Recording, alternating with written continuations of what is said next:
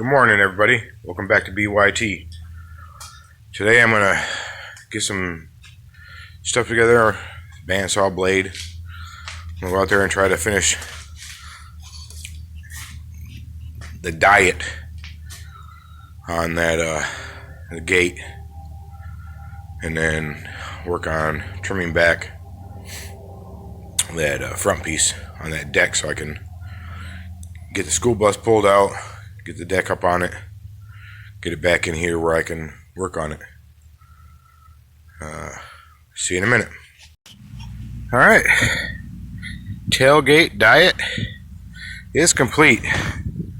I got that whole pile, well, most of that pile anyways, off of this tailgate, which I can now freely move one-handed. So even at being low to high, and the pin is not moving with the gate, so I'm gonna have to lubricate that pin before I try driving it out, just because, you know, it has to come out. Well, it really probably doesn't have to, but I could leave that hinge in place. But that's a lot lighter than it used to be. I'm gonna trim this off next. You see, I got my lines here, squared them up with the floor. So I'll cut this, go over there, and I'll cut that one. I still haven't gone and gotten no cutoff wheels yet, which those will be getting here shortly. Get what work I can get done until I actually absolutely have to go get them. So I will see you in a minute. After temporarily placing my bumper, I couldn't lower this because it was sitting too close. So I have the come along hooked to the back of the trailer, hooked to the steel beam on the other end of this beam. It's attached at the floor. So I can get this out of the way, and then I'll pull the boat back away from the bumper. I'm going to put the bumper up on the frame, and then I'm going to continue to pull the boat back till it's out of the way of the bumper. And then I actually might even be able to have enough room to walk around this thing again. See you in a minute. See, I have all this room that I can back this up some and give me room to work. And that's what I'm doing, but I am using the come along, hooked to the beam, with a chain with a knot in it. And I will back this up, put the wheel chuck back in front of the wheel so it doesn't roll forward on me. See, that would really suck to get pinned between a bus and a boat. So I'll see you in a minute. Note to self, you should really check everything. I almost pulled my bow light off. Had it hooked to the tarp. I heard a pop, which it broke one of my strings, but this one I can probably play music on. So be careful. I think I got enough room. I always step over that. So I think I'll put the wheel chucks in, and I can always lower that too, and make it to where it's not as high. But yeah, I can step over that, get out of the way. So I think I'll stop there. Well, there you have it for now. I got room. I can step over this area here, and that should give me enough room. I'm gonna run a chain around that with a chain fall. I will get the deck in this area, lift it up, back the bus up, set the deck down on it. So for now, you know, I can just set the bumper on the ground when I do that. So that's what it is for now. I have to finish getting the work done on the deck out there, now that I got this little project done. I was going around looking for cutoff wheels, you know, try to use all my resources without buying more. And the only thing I was able to find was a handful of grinding wheels. And a handful of grinding wheels No cutoff wheels. So, see you in a minute. Alright, I'm back from my break. Let's see. You know, I really like Harbor Freight. I really hate Harbor Freight. I like them because everything I've had tends to work decent. I mean, even the welder I'm using to weld this together is decent. But, still can't find my DA. So, I picked up a little electric orbital sander. I will see how it works. I'll let everybody know how it works. No, they're not sponsored. I just use a lot of their products. I did get 2 more 10 packs of cutoff wheels. Ta-da! Today, I will be putting on a face shield. That hurt yesterday. I also picked up a polycarbide abrasive wheel. And I'm going to try to use it on the stickers, on the reflective tape on the side of the bus, to see if this removes it better. It'll probably take off the paint too. But if it does, yeah, that's what primer's for. Wherever you get down to bare metal, prime it, paint it, call it good. But I figured if I got to clean off the top of the bus, sand it, and paint it, I need something that's going to work. So if I destroy this thing within a year, I take it back and get another one. So I will get everything together. I will get my face shield on, and I will take my cutoff wheels out back, and we will get busy on finishing off that front half of that deck, so I can get it in here, chain falled, back the bus back in, and set it down. Will it happen today? I don't know. We'll have to wait and see. I feel like I'm going into battle. And I probably am. But you know what? My face ain't gonna hurt. It might kill some of y'all, but it ain't gonna hurt me none. See you in a bit. And there you have it. All trimmed down. I'm gonna use that piece there to scab this floor and that floor in there together. I'll run it, even if I have to trim this back some, make it nice and even, I'll split the difference between this seam, between this floor and that floor, run that piece across here, and weld it solid. So that'll be welded to this floor and the other floor. And then, yeah, see, got that gate nice and easy. Man, I'm glad I left it on there now because it really helped me be able to get it up on this trailer. So, but yeah, one-handed. Not letting it all the way down though. Actually, I need to drop a pin in that sucker. Let's see here.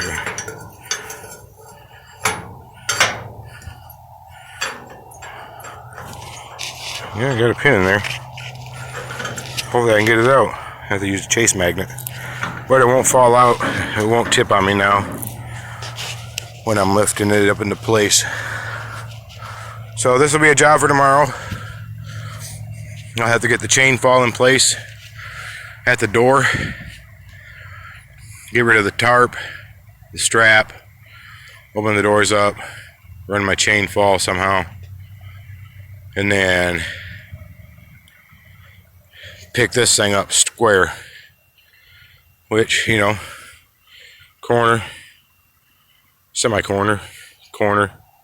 Even if I hook at the bottom, right there where these gates meet, I can hook here, and then hook out here somewhere, or up here, or even here, even inside here.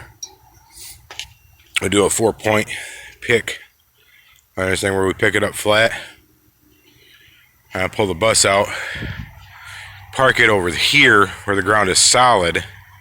So basically I'll have to pull it out that way which is exactly what I did to get it in there. Hurry up, back it up this way into there where it won't sink. Get this in place in the door, lift it, get the buggy and trailer out of the way, and then bring the bus back in and back it into place, and then set this down on the frame. So I'd say a hard part is done. This is one step in the right direction. I get this in place, I can get the bumper on, and then get the floor seamed. Then I can run up north. Well, I call it north. About 100 miles away from here, with the big trailer back there in the van, and start getting the internal components for the bus. And any external components I may find for this ramp. You never know. I may just put aluminum inside each one of them panels. You know, measure the distance and just bolt aluminum ramps into it. I don't know. We'll have to wait and see how that works out. So I'm gonna go get this thing parked out of the way so it's not in the way of the school bus coming through here. See you in a bit. Huh? There you have it. She's backed up, loaded up, ready to back her in place. We'll get her up in there tomorrow. Alright, so here's what we got with this. We got a little height difference between here and here. So I'll jack that up, pound this down, and I still have to cut this little strip off. And there's a big height difference back there. But I'm also going to have to square this up. So I'll use this. I'll measure from the back up to here. Make sure this is square. Soapstone that. Trim it back. So that other steel plate, this is going to be welded to the other side, right at the edge.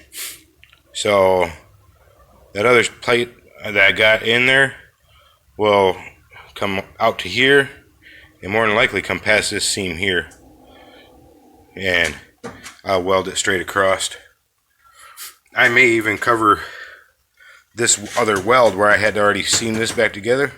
I may come on the other side of this over here and you stitch these two floors together with that piece of diamond plate. So that's what it looks like from here. See you in a minute. I'm just looking at that up there. If you can't see it with the light, it's my door, and it's a big beam. And just to pick that up, I just might weld an eye bolt up there, just enough to hold the chain fall for, you know, temporary use. Let me see if I can get back here. Yeah, see that big beam right there? I might just weld a hook to it, just enough to hook my chain fall to it, so I can lift that deck, so I can back this back in and set the deck back down on this. Granted, yes, I do have some work to do on that prior to doing all this other stuff, but